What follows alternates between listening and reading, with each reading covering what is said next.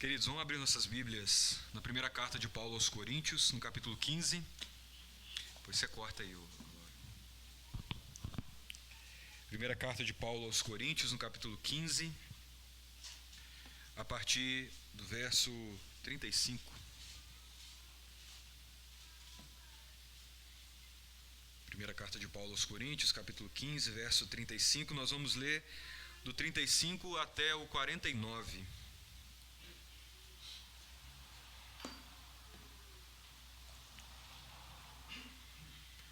1 Coríntios capítulo 15, verso 35 a 49.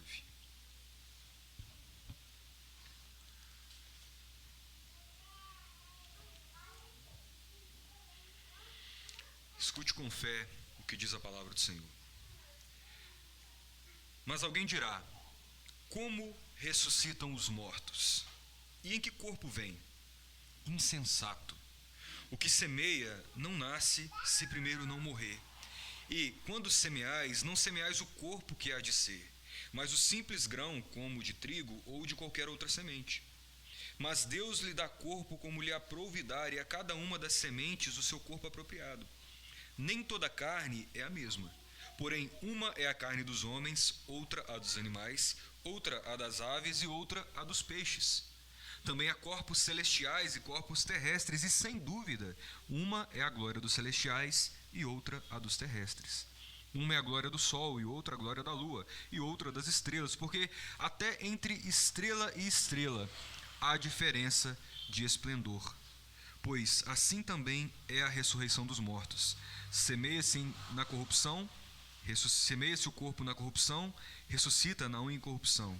Semeia-se em desonra, ressuscita em glória. Semeia-se em fraqueza, ressuscita em poder. Semeia-se corpo natural, ressuscita corpo espiritual. Se há corpo natural, há também corpo espiritual. Pois assim está escrito: o primeiro homem, Adão, foi feito alma vivente. O último Adão, porém, é espírito vivificante. Mas não é o primeiro o espiritual, e sim o natural. Depois, o espiritual. O primeiro homem foi formado da terra, é terreno. O segundo homem é do céu. Como foi o primeiro homem o terreno, tais são também os demais homens terrenos. E como é o homem celestial, tais também os celestiais. E assim como trouxemos a imagem do que é terreno, devemos trazer também a imagem do celestial. Vamos orar? Senhor, obrigado por tua santa, inerrante e inspirada palavra, que traz aos nossos corações verdades tão profundas, tão apropriadas e tão práticas para a nossa vida. Nós pedimos que o poder do teu Santo Espírito seja sobre esta igreja, seja sobre nós, na exposição do teu evangelho, da tua lei, meu Pai, daquilo que o Senhor tem para o seu povo no decorrer das eras e dos tempos. Meu Deus, que a nossa limitação, que a fraqueza do homem, que os nossos pecados e, meu Pai, mazelas não sejam de forma alguma obstáculo para a Tua palavra. Meu Pai, que a despeito de nós e por causa do Senhor Jesus, esta palavra encontre sempre o lugar correto em nossos corações e assim, meu Pai, nos ajude em nossas afeições, nos ajude a mudar, meu Pai, os nossos caminhos a cada dia para sermos conformados à imagem de Cristo. Faça isto conosco, meu Deus, mediante a exposição da Tua palavra, em nome de Jesus. Amém. Queridos, as pessoas dizem que o corpo fala. Já ouviu essa expressão? Tem até um livro, né, com esse nome, O Corpo Fala. E de fato, ele fala. Às vezes ele grita. Seja quando está cansado, doente, às vezes quando é negligenciado. Vez ou outra os nossos músculos reclamam, a nossa pele responde ao tempo, o nosso sono ou a falta dele denuncia excesso de trabalho.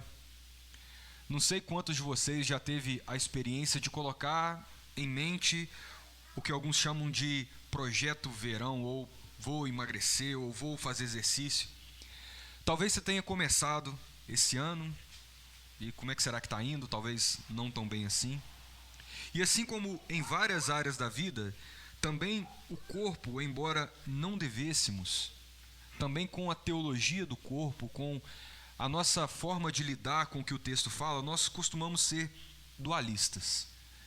É muito comum hoje, muito comum, as pessoas valorizarem demasiadamente o corpo com uma importância estética ou uma importância performática exagerada, como se o propósito da vida fosse esse, ter somente um corpo belo, um corpo saudável, um corpo performático. Por outro lado, há quem negligencie totalmente o cuidado com o corpo, seja por um desequilíbrio ou por uma mentalidade um tanto grega, platônica ou platonista, mesmo que não saibam o nome disso, tá? De que o corpo é desprezível. Os gregos costumavam pensar que o corpo era o cativeiro da alma. Nas palavras do próprio Platão, ele diz assim, olha, guerras, tumultos, batalhas não são produzidos por outra coisa, a não ser pelo corpo e suas paixões.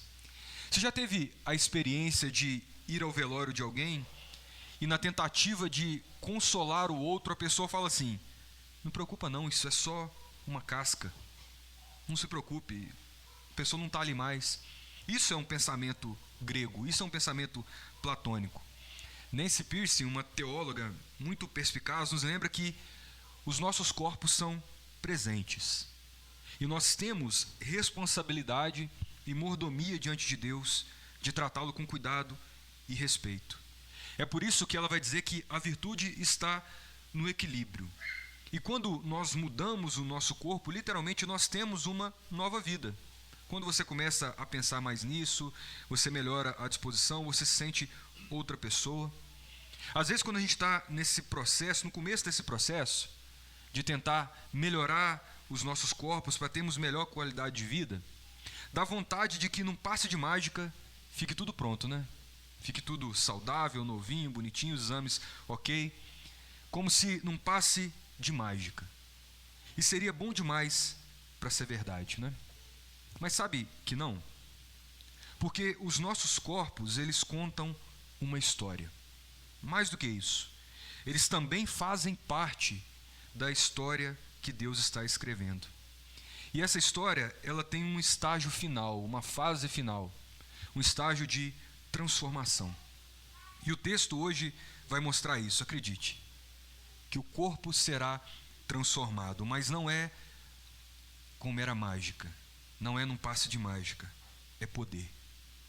Um corpo novo, um corpo sobrenatural, num piscar de olhos. E é isso que a palavra de Deus nos promete. Só que primeiro, você vai ter que morrer. Quer saber qual é o plano? Vamos ver.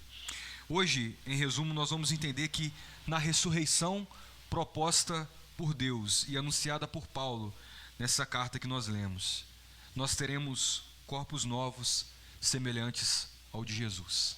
Na ressurreição, nós teremos corpos novos semelhantes ao de Jesus. E nós vamos ver isso em 2 pontos. O primeiro deles é que Deus ressuscitará a cada um com um corpo novo que Ele desejar. Deus ressuscitará cada um de nós, nessa parte que nós lemos, até o verso 49, conforme Ele deseja.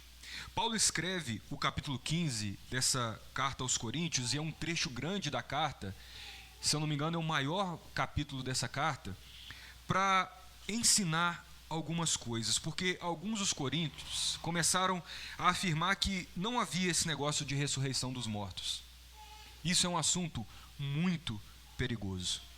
De alguma forma, eles criam que ou não era necessário, ou não era verdadeiro que aqueles que morreram em Cristo e um dia ressuscitaram em corpo, também terão, além de suas almas, corpos novos. E Paulo é veemente com esses irmãos em lembrar que o ensino deles, de que não havia ressurreição do corpo, é completamente contrário às Escrituras. Desprezar uma teologia do corpo, Paulo está dizendo, não é o Evangelho de Cristo. O Evangelho de Cristo, que ele tinha recebido de Paulo, para que ele ensinasse a igreja, dizia outra coisa. E foi o que Paulo tinha ensinado, mas agora eles estavam dizendo ao contrário. Paulo já tinha passado essas informações para ele, mas eles estavam dizendo, não vai ter esse negócio de ressurreição. E Paulo inicia esse período, esse trecho da sua carta, dizendo, não, isso é contrário ao Evangelho de Cristo. Sabe por quê? Em primeiro lugar, na ressurreição de Cristo, já estava predito que Cristo teria um corpo novo. E segundo, mais de 500 pessoas, inclusive Paulo, testemunharam de maneira ocular Jesus Cristo ressurreto em corpo. E ele continua: terceiro, se não existisse ressurreição dos mortos, então o próprio Cristo não teria ressuscitado em corpo. E se Cristo não tivesse ressuscitado, ele vai dizer, toda a nossa esperança é vã.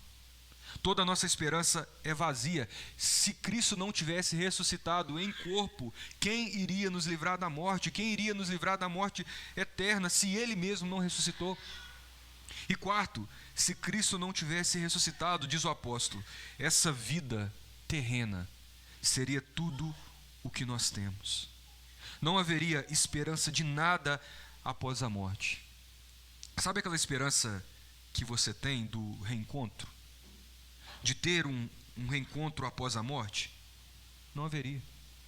Se não houvesse ressurreição de corpos, seria tudo isso aqui o que nós temos. Esse mundo miserável seria o ápice da nossa existência. Mas não é. É por isso que ele diz no verso 20, mas de fato, Cristo ressuscitou dentre os mortos, sendo ele o primeiro, ou a primícia daqueles que vão ressuscitar também. Mas ainda tinha umas objeções daqueles irmãos a serem respondidas, e é isso que nós vamos ver nessa manhã. Veja o verso 35 comigo. Mas alguém dirá, como ressuscitam os mortos? E em que corpo vêm? E Paulo, ele é duro, ele diz, olha, insensato, tolo, o que semeias não nasce se primeiro não morrer.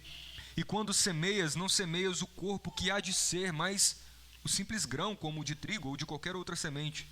Mas Deus lhe dá corpo como lhe aprouve dar, e a cada uma das sementes o seu corpo apropriado. Por saber o que estava sendo falado em Corinto, Paulo já se adianta. Ele já se adianta, começa respondendo algumas objeções que de fato estavam sendo ensinadas.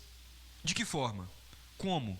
As pessoas perguntavam, como que é possível ressuscitar os mortos? Tá bom, Paulo, se eles ressuscitam, em que corpo eles vão vir então? E Paulo dá uma resposta dura para isso. Ele diz, olha, tolo. Vocês percebem o tom de Paulo? Tolo. Você não está usando a sabedoria de Deus. Você está sendo insensato. Porque parece, pelo texto, e quando a gente recorre ao grego, que em especial era um homem que ensinava isso, porque ele sempre fala no singular, ele diz, olha, insensato, tolo.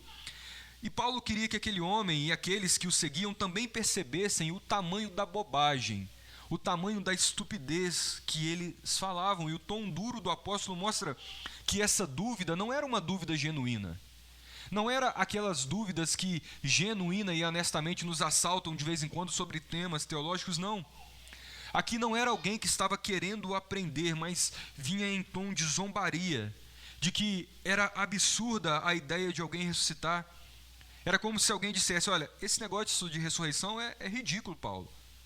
Como é que é possível um negócio desse? Como é que um corpo que virou pó, que virou comida de bicho, que virou ossada, vai virar um ser humano de novo? Tá bom, e mesmo que isso acontecesse, diria o zombador, que corpo que essa pessoa ia ter? Ia ser igual o corpo de quando ela morreu? Não é possível, Paulo. E a gente pensa que é só no nosso tempo que as pessoas duvidam da sobrenaturalidade da ressurreição. Mas sempre foi assim, queridos. Quando Paulo começa a falar de ressurreição, vocês lembram? Lá em Atenas, eles falavam, não, você está louco, Paulo. Eles pensavam que Paulo está falando de uma deusa chamada Anastasis, mas não, ele estava falando da própria ressurreição. Só que Paulo mostra ao zombador que até na natureza que a gente está acostumado, há indícios de que algo que se desintegre pode gerar ou ganhar uma nova vida. E ele vai fazer isso de um modo bem trivial. Ele vai usar o exemplo de uma semente plantada no solo. Uma semente plantada que pode virar uma árvore. Ele diz, olha, a semente não ganha vida se primeiro ela não morrer. Ela só vai virar uma planta se ela for enterrada, se ela se desintegrar. Pensa comigo, não é isso que aconteceu com aquele feijãozinho? Lembra aquele feijão que você quase matou afogado na época da escola? Plantando no algodão? Todo mundo aqui já fez isso. Todo mundo já fez isso um dia. O que acontece com aquela semente que você plantou ali? Ela começa a se quebrar. E daqui a pouco o que acontece com ela? Ela desaparece, ela não está mais ali. Ela não está naquele lugar, no lugar dela. E o que aparece ali? A plantinha do feijão que você vai tentar matar afogado. Porque você não dá conta de regar direito. Mas Deus dá conta. Tanto é que quando a gente planta direitinho na terra, quando a gente rega bem alguma semente, o que acontece depois de um tempo? Nasce uma árvore maravilhosa, uma plantinha que vai se tornando uma árvore maravilhosa. Mas fala sério, quando você plantou aquele pé de mamão no quintal da sua casa, você tinha noção de como ele ia ficar naquela hora? Não. Você só viu o quê? Semente. Você colocou a semente no chão e você não tinha a menor noção de como ia ser o tamanho daquela árvore. A única coisa que você consegue perceber é o grão. Mas Deus tinha noção. Deus sabia como aquela árvore ia ficar, porque no verso 38 ele pega cada semente plantada e lhe dá um corpo apropriado. Como ele quis, como lhe aprouve, Deus já determinou cada plantinha. E sabe o que mais? Deus também já determinou cada corpo de cada ser humano também na ressurreição. É o que Paulo está dizendo. É assim que vai ser com os nossos corpos. Deus vai pegar aquilo que se desintegrou na terra e vai fazer daquilo algo glorioso, muito mais glorioso do que essa semente de carne que foi plantada aqui. Percebe dois princípios que o Senhor nos ensina aqui? Tem duas coisas. O primeiro é um princípio da continuidade. É o meu corpo, é o seu corpo que vai ressuscitar. Não é outro corpo, não é algo diferente, é o nosso. É por isso que Jó parece que fala de uma maneira até meio que profética: em meu corpo eu verei a Deus. Ele vai se levantar e pôr fim sobre essa terra, e eu verei a Deus no meu corpo, na minha carne. A semente de trigo é, de certa forma, já a planta do trigo. A semente do mamão, a semente de qualquer árvore, já é, de certa forma, um embrião daquela árvore que virá. Só que ainda está no estágio inferior. E é assim também com os nossos corpos. Mas existe um segundo princípio aqui. Se nós temos o da continuidade da forma, nós temos também o da diferença na forma. Por quê? Serão os nossos corpos, mas não vai ser do mesmo jeito. Não vai ser o mesmo corpo, da mesma forma. Como quando a semente se desintegra, ela vai gerando algo diferente aqui também. Porque é algo maior, é algo mais complexo do que aquela sementinha, do que aquele primeiro corpo, mais belo do que ela. É uma árvore, e assim vai ser conosco, no nosso estágio final, a ressurreição. E talvez você está aí se perguntando, ou nasce a dúvida no coração, e eu creio porque comigo foi várias vezes assim.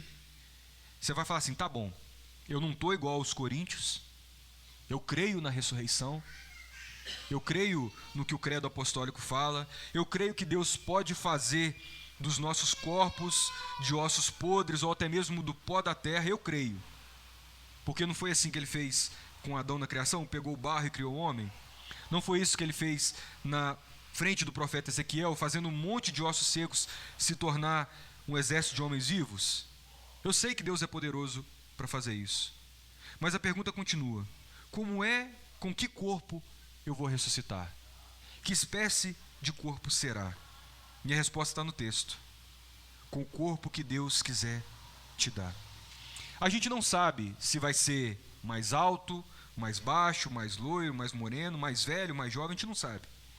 A palavra de Deus não diz isso. Mas fala a verdade, às vezes a gente fica um pouco preocupado com isso.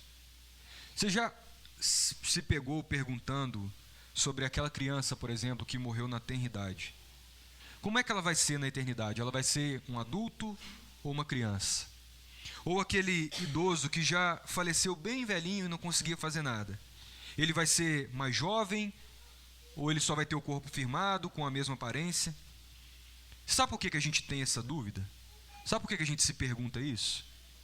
vai um pouco além da nossa curiosidade.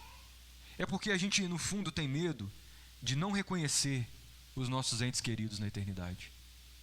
Às vezes tem esse temor no coração. E eu quero trazer descanso para você com a palavra de Deus. Escute só. Não há nada na Escritura, nada, que diga para nós que nós seremos resetados, por assim dizer, na memória. Que a gente vá esquecer das coisas. Não há nada que diga isso, muito pelo contrário. Há muitas evidências de que será o contrário. Nós vamos ter a nossa memória bem aguçada na eternidade. Por exemplo, 2 Coríntios 5,10 diz que importa que todos nós compareçamos perante o tribunal de Cristo, para que cada um receba o bem ou mal que tiver feito por meio do corpo. Nós vamos lembrar o que nós fizemos na vida, e se nós cremos em Jesus, Ele vai nos perdoar. Mas você vai lembrar sim das coisas. Apocalipse 6, de 9 a 11, diz que os mártires da igreja clamavam ao Senhor: até quando, Senhor? Vinga o nosso sangue. E eles se lembravam que eles tinham sido mortos por testemunharem de Cristo. A semente virou uma planta, mas ainda é você. Você vai se lembrar, só que num corpo novo. Tá, mas e a aparência? E quanto à aparência ser reconhecida? Quanto a isso, lembra daquele que é as primícias, ou as primícias da ressurreição? Lembra que o Senhor Jesus ressuscitou e como foi que ele ressuscitou? Você pega o final dos evangelhos e o que acontece? 2 deles, por exemplo, lá em Lucas 24, nos discípulos para Emaús, ou em João 21, mostram que a aparência do Senhor Jesus era diferente de alguma forma da forma anterior. Os discípulos demoraram para reconhecer. Maria, quando ele fala com ela, ela não reconhece imediatamente, ela pensa que é o jardineiro. Bom, era um jardineiro, mas esse é assunto para outro sermão. E embora alguns traços de Jesus tivessem sido mantidos, como as cicatrizes nas mãos, as cicatrizes nos pés, no lado, havia algo diferente. Só que em João 21, a gente já passou por esse texto aqui esse ano, tem uma coisa muito bonita. Depois que os discípulos ouvem Jesus falar com eles, depois que Jesus fala assim: olha, vai do outro lado, joga do outro lado, e eles pegam aquele monte de peixe, João diz com convicção para Pedro: é o Senhor. E depois o texto diz que ninguém ousava mais perguntar: quem és tu? Eles sabiam, eles reconheceram que era o Senhor. Quem amava Jesus, logo o reconheceu, apesar da aparência diferente. E a gente tem tudo para crer, uma vez que Ele é a primícia da nossa ressurreição, que com a gente será assim também, já que nós vamos ressuscitar como Ele ressuscitou. Só que a aparência de cada um, exatamente, só Deus sabe. É o que Ele determinou desde a eternidade. Mas tem uma coisa comum a todos nós: esse novo corpo, se você está em Cristo, vai ser glorioso. Sabe por quê? Esse é o nosso segundo ponto. Porque os que ressuscitarem para a vida terão corpos físicos, sim, físicos, e espirituais, semelhantes aos de Jesus. Verso 39. Nem toda carne é a mesma, porém uma é a carne dos homens, outra a dos animais, outra das aves e outra dos peixes. Também há nos corpos celestiais também há corpos celestiais e corpos terrestres. E sem dúvida, uma é a glória dos celestiais e outra a dos terrestres. Uma é a glória do sol, outra a glória da lua e outra das estrelas. Porque até entre estrela e estrela há diferença de esplendor. Pois assim também é a ressurreição dos mortos. Semeia-se o corpo na corrupção, ressuscita na incorrupção. Semeia-se em desonra, ressuscita em glória. Semeia-se em fraqueza, ressuscita em poder. Semeia-se em corpo natural, ressuscita corpo espiritual. Se há corpo natural, há também corpo espiritual. Então Paulo continua dando exemplos da natureza para mostrar que a ressurreição do corpo é superior. A ressurreição dos nossos corpos como santos é superior. Isso não é só possível para Deus, mas também deveria ser algo esperado por nós. E ele usa o argumento com base naquilo que Deus criou como esse mundo. Primeiro ele diz: olha, veja os seres da terra criados por Deus. Nem toda carne é a mesma. E quando Paulo fala de carne aqui, ele não está falando do nosso pecado, do nosso velho homem, como ele diz em outras cartas. Ele está falando simplesmente do corpo mesmo. O ponto é que o corpo do homem já é superior, é isso que ele está dizendo, de todos os seres, ou a todos os seres vivos da terra, já é superior. Lá no Éden, o Senhor Deus deu domínio ao homem sobre todas as outras criaturas. E a nossa natureza, a gente sabe, é muito mais complexa, é muito mais gloriosa do que qualquer outro ser vivo. Nós pensamos, nós criamos, nós falamos, nos relacionamos. Os animais não fazem isso, porque nós somos os únicos seres criados à imagem e semelhança de Deus. Então, a nossa glória já é, Paulo está dizendo, infinitamente maior do que a deles. Nós somos criados à imagem e semelhança de Deus, ou seja, o homem, pelo fato de ser homem, já é mais glorioso que todos os outros seres dessa terra. Imagina então o novo homem. Imagina então um homem refeito e glorificado por Deus. Muito mais glorioso. E depois Paulo mostra que até entre a própria criação há uma diferença gritante de glória. Ele diz, olha, há corpos celestiais e corpos terrestres, no sentido mais genérico da palavra. E sem dúvida, a glória dos celestiais é muito maior. E a glória deles é diferente uma da outra. Até entre estrela e estrela há diferença de glória. Que dirá entre corpos celestiais e terrestres? A gente sabe disso. Por exemplo, o que é mais glorioso no seu esplendor? O sol ou aquele cachorrinho caramelo que passa na sua rua? Eu sei que o caramelo tem seu charme, mas ele não se compara ao sol. Ele não se compara ao resplendor do sol, daquela bola de fogo imensa brilhando na nossa frente. E, por falar nisso, até mesmo entre corpos celestiais há uma gritante diferença de glória. O sol tem uma glória, ele está dizendo a lua tem outra glória, a estrela tem outra glória, e até entre estrela e estrela tem diferença de brilho. A gente vê isso, tamanho de brilho, esplendor, umas são bem maiores, outras brilham mais. A gente não consegue ver a olho nu, mas já se provou que há estrelas em outras galáxias que fazem nosso sol parecer bolinha de gude.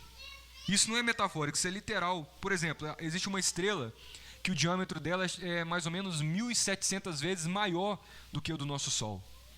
Tem uma outra perto dela, 20 mil anos-luz de distância, que é 2.500 vezes maior do que o nosso Sol. E Deus a chama pelo nome. E ela vem adorá-lo. Mas ainda assim, todas têm a sua glória. E é realmente maravilhoso ver como Deus faz cada coisa com uma glória específica, com um brilho específico. E Paulo diz, assim também é a ressurreição dos mortos. É como se ele dissesse, olha, não é óbvio que Deus criou coisas com glórias distintas? Ele tem poder para fazer corpos espetaculares? Tem. Olha o sol, olha a lua, aquilo ali é espetacular, cheio da glória de Deus. Então, se Deus criou o sol, se Deus criou as estrelas com uma glória inigualável na criação, Paulo está conduzindo a gente a pensar, ele também não seria capaz de fazer isso com os nossos corpos? Nos transformar em algo muito superior? Claro que ele seria. Ele é Deus, ele tem a glória em si, ele pode dar a glória a quem ele quiser, brilho a quem ele quiser. E é justamente isso que ele vai fazer conosco. Esses corpos, os nossos corpos, Paulo está dizendo, serão transformados, glorificados. Verso 42. Pois assim também é a ressurreição dos mortos. Semeia-se em corpo na corrupção, ressuscita na incorrupção. Semeia-se em desonra, ressuscita em glória. Semeia-se em fraqueza, ressuscita em poder. Semeia-se em corpo natural, ressuscita em corpo espiritual. Se há corpo natural, também há corpo espiritual. O corpo que foi semeado na terra, colocado na terra em corrupção, já se desintegrando, ele é ressuscitado por Deus em incorrupção. Aquele corpo que se decaía com o tempo, que ia se deteriorando até morrer, agora, irmãos, não vai mais sofrer com os efeitos nem do tempo, nem das doenças. Não mais. Essa é a promessa que Paulo está nos trazendo. Ele vai ser imortal. Além disso, ele diz, semeia-se em desonra, ressuscita em glória. Você pode pegar uma água, por favor? Ressuscita em glória. Tem desonra maior, gente? Tem desonra maior do que ver o corpo de alguém após a morte? É isso que Paulo está dizendo, inerte. Quando você olha para alguém morto, quando você olha para alguém sendo enterrado, é inevitável você não lembrar da maldição do pecado sobre o homem, sobre todo aquele que descende de Adão. O corpo só está ali, só está desfalecendo, porque o homem desobedeceu a Deus e recebeu a maldição da morte. Como Deus diz, olha, você vai tornar para a terra, você vai morrer, do pó ele veio e ao pó ele retorna. Maldição. Mas na ressurreição não. Na ressurreição toda essa maldição vai ser desfeita, porque nunca mais a gente torna ao pó. Um dia nós vamos ter a glória de Deus sobre nós. E depois Paulo diz, olha, semeia-se em fraqueza, é ressuscitado em poder. Toda e qualquer falha, toda e qualquer doença, toda e qualquer disfunção do nosso corpo não vai mais existir. O corpo que foi levado ao túmulo por ter uma falha grave no seu funcionamento vai ser levantado por Deus de maneira perfeita. Não mais sujeito a qualquer doença, porque o poder de Deus, o Espírito de Deus, o governará, o vivificará. E Paulo resume essas três diferenças de um corpo ressurreto em glória para um corpo mortal como nós. Ele diz, olha, semeia-se em um corpo natural, ressuscita-se um corpo espiritual. E aqui está bem claro que é um corpo físico, não é um holograma, não é uma alma, vagando por aí, é um corpo criado por Deus, glorificado por Deus. Mas como é que Paulo pode afirmar isso com tanta certeza? Como é que Paulo pode fazer isso e dizer para vocês, acreditem? É por causa do que ele já viu. Verso 44b.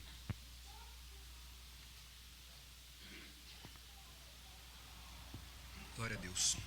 Se há corpo natural, há também corpo espiritual, pois assim está escrito. O primeiro Adão foi feito alma vivente, o último Adão, porém, é espírito vivificante. Mas não é o primeiro o espiritual, e sim o natural, depois o espiritual. O primeiro homem foi formado da terra e é terreno, o segundo homem é do céu. Como foi o primeiro homem o terreno, tais também são os demais homens terrenos. E como é o homem celestial, tais também os celestiais. E assim como trouxemos a imagem do que é terreno, devemos trazer também a imagem do celestial. Ele está dizendo, olha, o primeiro Adão é terreno. Ele foi feito lá na criação. Gênesis 2:7 diz que o Senhor formou Adão do pó da terra. E ele sopra em Adão, nas narinas de Adão, o fôlego de vida, e assim Adão passa a ser alma vivente. Por isso ele é um homem natural, porque ele está sujeito à natureza. Ele ainda está sujeito às limitações dessa vida, dessa criação. E a gente sabe que se Adão tinha limitações quando ele foi criado, ainda mais quando ele caiu. Os efeitos da queda aumentaram essas limitações. A morte passa a ser uma realidade certa na vida de Adão e de todos nós, os seus descendentes. Todo mundo agora morre. Só que Paulo vai falar aqui de um último Adão, um novo Adão que vem de uma maneira diferente. Esse novo Adão, presta atenção como isso é importante. Ele não está vindo do pó da terra. Ele vem do céu. Ele é celestial. Ele não é criado, ele é encarnado, e é Jesus Cristo. Ele não é uma alma que passou a viver pelo sopro de Deus. Ele é o próprio sopro de Deus. Ele é o próprio Deus feito carne para habitar entre nós. Porque dentro dele está o Espírito que dá vida. E como ele assumiu a nossa forma de homem, sujeito às misérias desse mundo, tal como Adão, ele precisava então vencer a morte para nos livrar da maldição. Se submete para vencer. E lembre-se, foi precisamente o que Jesus fez. Ele vive de uma maneira perfeita nesse mundo. Ele se oferece para morrer na cruz do Calvário, mesmo sendo inocente. E ele ressuscita no terceiro dia, pelo poder de Deus. E na ressurreição, nesse momento, é o momento onde Jesus inaugura a nova criação. O homem que nasceu do pó e voltaria ao pó, agora pode nascer do céu, para nunca mais voltar ao pó. Como que isso é possível? Está lá em João 3, Jesus fala para Nicodemos, João 3, 5 e 6, quando ele diz, olha, em verdade te digo que ninguém não nascer da água e do Espírito não pode entrar no reino de Deus. O que é nascido da carne é carne, mas o que é nascido do Espírito é Espírito. Só quem nasce do céu tem o Espírito de Deus em si. E o Espírito de Deus, e só tem o Espírito de Deus em si, quem crê no Filho de Deus. É por isso que na sequência do texto, em João 3,16, ele diz, olha, porque Deus amou o mundo de tal maneira que deu o seu Filho unigênito, porque se você crê nele, você não vai mais perecer, você não vai mais morrer, você não mais será deteriorado pelo pecado, mas vai ter a vida eterna. Quem crê em Jesus Cristo já não é mais ser humano terreno, está aqui nessa terra, ainda está aqui, mas não é mais homem terreno. É cidadão celestial, porque tem a vida dentro de si. E a vida com V maiúsculo, de vida eterna de Deus, vai morrer. Ainda vai morrer. Vai morrer como todos os homens terrenos, mas um dia vai ressuscitar, como o último Adão ressuscitou. E não só isso. Quando ele ressuscitar, ele vai trazer a imagem do que é celestial. Ele será semelhante a Cristo, porque vai estar completamente cheio do Espírito de Cristo e tomado pela sua glória. Mas pensa comigo, a planta só vira árvore porque um dia foi colocada na terra. Só que na semente já tem vida, não tem?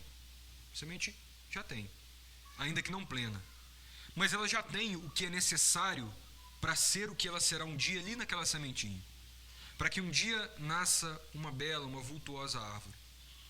E assim é com todo o que crê. Você já tem a vida dentro de si, nessa semente que é o seu corpo terreno.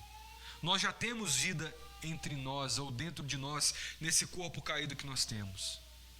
Mas quem crê, quem de fato crê na ressurreição, está aguardando ansiosamente o dia que vai ser plantado na terra e finalmente vai ser transformado em corpo celestial na ressurreição. E eu te pergunto, já tem vida aí dentro de você? Você que é de Cristo, que veio ao mundo para te salvar da maldição do seu pecado, você já tem vida dentro de você? Ainda não? Se não tem, o que nós precisamos é crer em Cristo, para viver eternamente com Ele. Do contrário, a parte de Jesus Cristo, nunca haverá um corpo semelhante ao dele. Seu corpo nunca vai ser espiritual. Pelo contrário, a palavra nos diz que vai ser pior do que isso. Pior do que o corpo terreno. Porque aqui nós experimentamos a graça de Deus, e talvez você não perceba, mas todos nós experimentamos graça de Deus. Se nós ainda não morremos, e as estatísticas estão todas contra nós, eu sinto dizer, é porque Deus está nos preservando, é porque Deus está nos guardando, porque no além sem Deus não tem vida, somente dor, tormentos eternos, a ira justa do Senhor sobre os que não creem. Mas os que creem, os que olham para a esperança que Paulo está apresentando aqui, já podem ter em si um vislumbre dessa glória. Sabe a dificuldade que a gente enfrenta com os nossos corpos hoje? Todas as dificuldades, doenças, limitações, cansaços, coisas que nos deterioram com o tempo, isso está com os dias contados. Sabe a dificuldade que a gente tem quando o tempo vai passando e as coisas vão ficando cada vez mais difíceis de serem feitas? As doenças vão vindo, hipertensões da vida e outras coisas mais. Parece que a gente está caminhando cada vez mais em dificuldade. Nunca mais. Sabe as limitações do corpo, sejam elas físicas, intelectuais, laborativas, que são frutos desse mundo? Nunca mais. Sabe a doença crônica que não te larga, que não solta o seu pé, que faz você sentir dores? Nunca mais. Sabe aquela dor que você sentiu ao se despedir de alguém que você amava, vendo o corpo dele sendo plantado na terra? Nunca mais. corpos novos e gloriosos, sem dor, sem doença, sem fraqueza, sem limitação, corpos semelhantes ao de Jesus. É isso que aguarda todo aquele que ressuscitar para a vida no último dia. É uma realidade plena e eterna, assim como Jesus é. O desenho da história já está aqui. Cristo já fez tudo o que nós precisávamos para sermos salvos. Ele já fez tudo o que precisava para salvar o seu corpo. A gente sabe, Cristo pode voltar a qualquer momento. O novo mundo pode chegar a qualquer momento, a gente não sabe quando, mas a gente sabe que a nossa vida está guardada em Cristo. A nossa ressurreição está guardada nele. Talvez você não tenha se dado conta, mas o seu tempo aqui nessa terra passa rápido demais. Essa vida é muito efêmera, os nossos dias estão contados, não importa a sua idade. Se Cristo não voltar antes, a morte está logo ali dando um tchauzinho para a gente. De qualquer forma você irá até Ele. É por isso que hoje é dia de nós avaliarmos nossa vida diante de Deus. Como está a nossa relação com Ele? Nós somos amigos ou inimigos? Cremos verdadeiramente em Jesus ou não? Talvez é hora de olhar para o espelho da palavra de Deus, para os nossos pecados, que serão pesados na balança no dia do Senhor, para a gente ver o quanto nós precisamos dele, quanto você precisa dele. Sozinho a gente não vai conseguir. Não para meramente mudar o nosso corpo, isso é um bônus, mas a gente precisa dele para mudar o nosso coração. A maior doença que nós temos, irmãos, no fim das contas, não é física, é da alma. É o nosso coração clamando por redenção, clamando por reconciliação com Deus. E sabe, não dá para deixar para depois. A gente não sabe o dia de amanhã, você não sabe nem o dia de hoje. A gente não sabe o que vai ser de nós nem quando a gente sair daqui. Não é questão de estética, não é para você parecer bem para as pessoas ou para você mesmo. Não é para isso. É uma vida eterna que está em jogo. Agora, se você já crê, veja quanta esperança tem para você. Um corpo ressurreto, novinho em folha, já pensou? Sem problema algum. Imortal, glorioso, poderoso como o do seu Salvador. É isso que está nos esperando por toda a eternidade. E melhor do que isso, a bendita companhia de Jesus, eternamente, em carne e osso diante de nós. Jesus em corpo. Tudo isso porque Jesus assumiu o nosso corpo miserável, o nosso corpo mortal, e tomou sobre si, diz o profeta, as nossas dores, as nossas iniquidades naquela cruz. O castigo que nos traz a paz estava sobre ele, e pelas pisaduras dele nós somos sarados. Nós ainda padecemos com doenças, né? Mas nós já estamos sarados, se cremos nele. Bem que ele disse antes de ser glorificado naquela cruz, em João 12, 24. Em verdade, vos digo, se o grão de trigo caindo na terra não morrer, fica ele só. Mas se morrer, produz muito fruto. E olha os frutos aqui. Eu vejo esses frutos aqui nessa igreja, sendo guardados e aguardando pelo dia em que serão plantados na terra para se tornarem árvores gloriosas, semelhante à videira verdadeira. Esse é o plano que Paulo nos conta. Esse é o plano maravilhoso da salvação de Deus. Te dá uma nova vida com Ele. E de quebra Ele vai te dar não por mágica, mas pelo poder do Espírito, pela graça divina, um corpo perfeito como o de Jesus. E como Jesus você vai ter mais do que qualidade de vida. Você vai ter vida de qualidade, vida eterna com Ele, para sempre. Vamos orar.